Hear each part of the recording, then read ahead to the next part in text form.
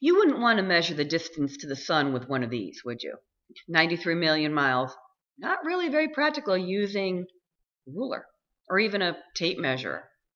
So remember that when we were talking about distances in the solar system, we use the astronomical unit. The average distance between the Earth and Sun is our preferred unit of measure. But now that we're talking about stars, we're talking about distances that are many, many, many, many, many times greater than the average distance between the Earth and Sun. So we have to use different rulers and different units of measure.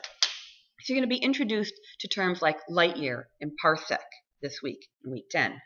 Also, you're going to be introduced to the methods that we use to try to figure out the distances to stars. We can use the motion of a star. We can use the intrinsic properties of a star. And it's not one size fits all, unfortunately.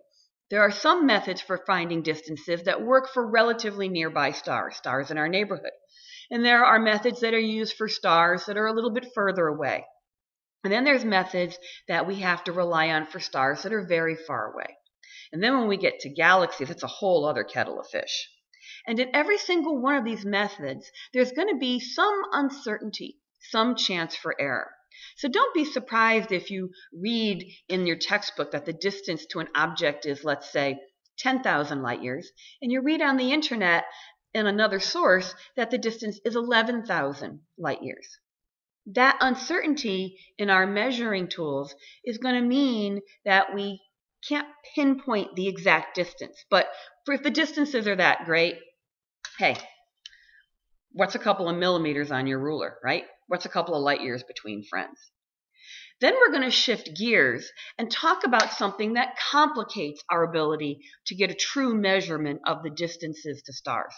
And that's the stuff that's floating between the stars, the interstellar medium.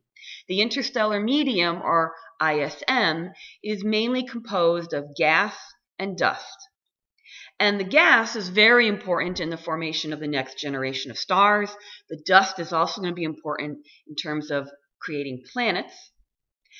And the dust does a couple of things that, how can I put this nicely, really annoy astronomers, because it really distorts our view of outer space. The first thing it does is it makes everything look fainter. Imagining looking through a dirty window at the universe. Everything is going to look dimmer. That's a real problem when we try to estimate the distances if things look dimmer than they should. The other annoying thing that dust does is that it actually slightly tweaks the color that we see a distant object at. It will actually make stars look redder. Now, it doesn't actually add red light. It actually removes some of the blue light. So rather than interstellar reddening, which is what we call it, I like to call it interstellar de-bluing. You're removing some of the blue, and therefore the star looks a little bit redder. So as you go through this week, think about all the difficulties that astronomers face in trying to get an accurate depiction of stars. In our measurements, we're going to have imprecise measuring tools. We're going to be looking out through a dirty window. If you think about it, it's pretty amazing that we know as much as we do about the universe.